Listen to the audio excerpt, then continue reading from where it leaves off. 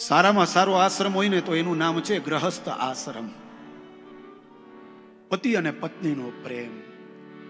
પતિ ગમે તેટલો કુમાર્ગે વયો ગયો હોય એને સારા માર્ગે લાવો ને એ પત્નીનો ધર્મ છે. ચંચુલાથી ભૂલ થઈ ગઈ, પ્રાયશ્ચિત કરી લીધું, છતાં પણ એમાં પાર્વતીના ચરણોમાં બેઠી છે, એનો પતિ યાદ આવે છે. શું કામ? બોલે જ્યારે લગ્ન થાય ને ત્યારે 4 ફેરા ફરાય છે. અત્યારે આપણે ફિલ્મી દુનિયામાં આવી ગયા એટલે 7 ફેરા ફરીએ છીએ. નો, 7 ફેરા છે જ નહીં, 4 ફેરા જ છે.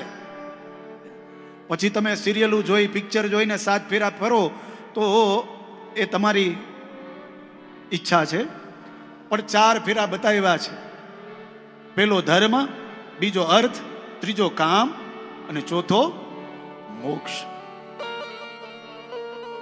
પછી ઘણા બધા સંતો મહંતો આના અલગ અલગ અર્થ કરે છે, પણ આપણને સમજાય એ ભાષામાં કહું તો આ 4 જ ચરણ છે, જે 4 ચરણ 4 ફેરામાં આપણે ફરીએ છીએ. આનું બહુ મહત્વ છે, પણ આપણે આ મહત્વને છોડી દીધું છે. કારણ કે લગ્ન પ્રસંગને અત્યારે આપણે એક આનંદ બનાવી લીધો છે. લગ્ન એટલે આનંદ, બસ. લગ્ન એટલે સંસ્કાર છે મારા વાલા. 16 સંસ્કારમાં એક સંસ્કાર છે, એ છે લગ્ન સંસ્કાર.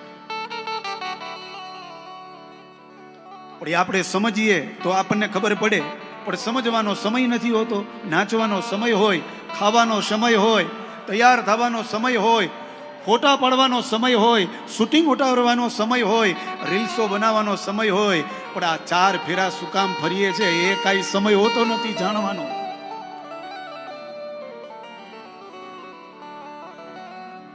અને એટલા માટે આપણે દુઃખી થઈએ છીએ. ઘણા લોકો કહે લગ્ન કરો તોય દુઃખી, ન કરો તોય દુઃખી. ઘણા લોકોના મોઢે એમ સંભળાતું હોય. તો દાદા અમારે શું કરવું? એટલે અમે એને જવાબ આપીએ કે આમને એમ દુઃખી થવું એની કરતા લગ્ન કરીને દુઃખી થાને. બોલો હર હર મહાદેવ. સાચી વાત ને?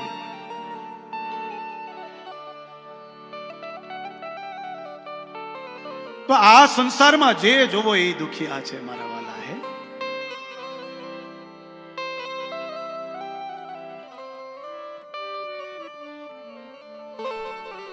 જો देखे वो सुखिया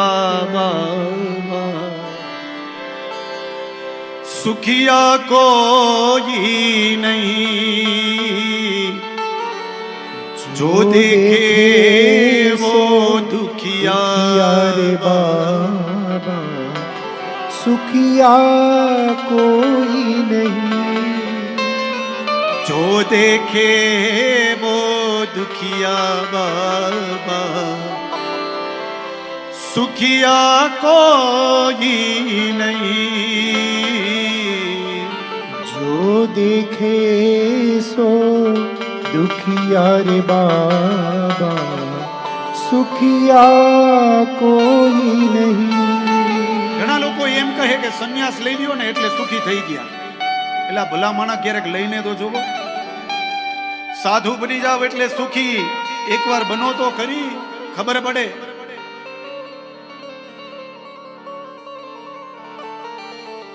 જે આનંદ, જે સુખ ગ્રહસ્થ આશ્રમમાં છે ને એ બીજું કેમાય નથી મારા વાલા. પણ મારે વાત એ કરવી છે, 4 ફેરા, ધર્મ, અર્થ, કામ અને મોક્ષ. પેલા 3 ફેરા છે ને પુરુષ આગળ જાય અને ચોથે ફેરે સ્ત્રી આવે.